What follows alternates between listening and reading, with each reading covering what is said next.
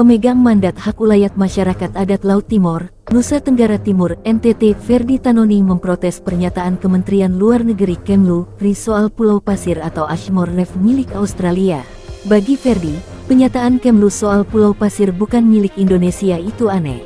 Kami meminta agar Bapak Direktur Jenderal Hukum dan Perjanjian Internasional Kemlu El Amrih Jinangkung menjelaskan soal MOU Indonesia-Australia terhadap Pulau Pasir tahun 1974 itu dasarnya apa dan bagaimana, kata Ferdi Tanoni, di Kupang, seperti dilansir Antara, Senin tanggal 31 Oktober tahun 2022.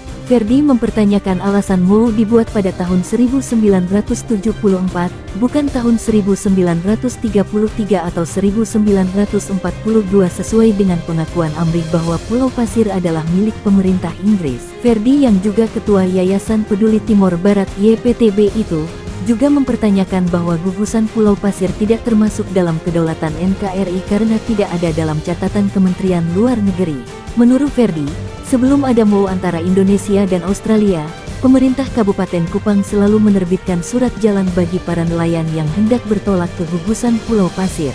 Sebelum dicaplok Australia, nelayan Indonesia yang ingin ke Pulau Pasir wajib kantongi izin dari pemerintah Kabupaten Kupang, ujar dia menegaskan. Ferdi akan melayangkan gugatan soal Pulau Pasir itu ke Pengadilan Commonwealth Australia di Canberra.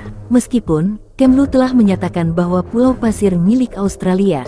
Menurut Kemlu, begini dasarnya. Sebelumnya Kemlu menegaskan bahwa Pulau Pasir atau Ashmore Reef bukan milik Indonesia, melainkan Australia.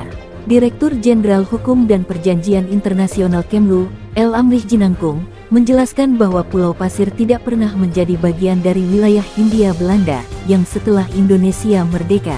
Pemerintah Hindia Belanda sebelum Indonesia juga disebut tidak pernah memprotes klaim atau kepemilikan Pulau Pasir oleh Inggris, yang kemudian mewariskan wilayah tersebut sebagai wilayah Australia.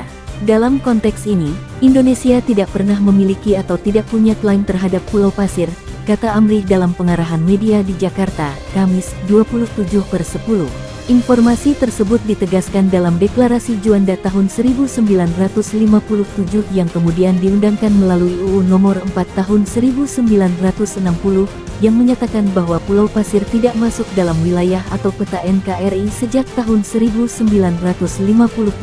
1960 maupun pada peta-peta yang dibuat setelah periode itu. Soal dasar bahwa Pulau Pasir atau Kepulauan Ashmore dan Cartier adalah milik Australia, Amrih menjelaskan aturannya yakni Nota Kesepahaman MOU yang ditandatangani pada 1974. MOU itu disempurnakan lagi dengan perjanjian tahun 1981 dan 1989.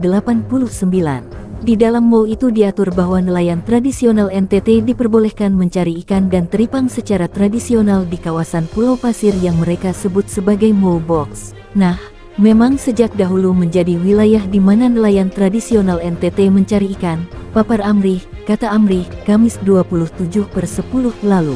Ada pula prinsip hukum internasional yang menjadi dasar batas-batas teritorial negara pasca kolonial, yakni prinsip uti possidetis juris. Dikutip dari Cornell Law School, uti possidetis juris atau sering disingkat UPJ adalah prinsip kelaziman international customary law yang melestarikan batas-batas wilayah jajahan sebagai batas-batas negara. Di Indonesia, batas-batas negara ditentukan oleh batas-batas wilayah yang dijajah oleh Belanda di era dulu. Untuk Pulau Pasir di selatan NTT, wilayah itu dulu menjadi bagian dari penjajah Inggris, bukan Belanda. Dahulu kala, Indonesia adalah Hindia Belanda di bawah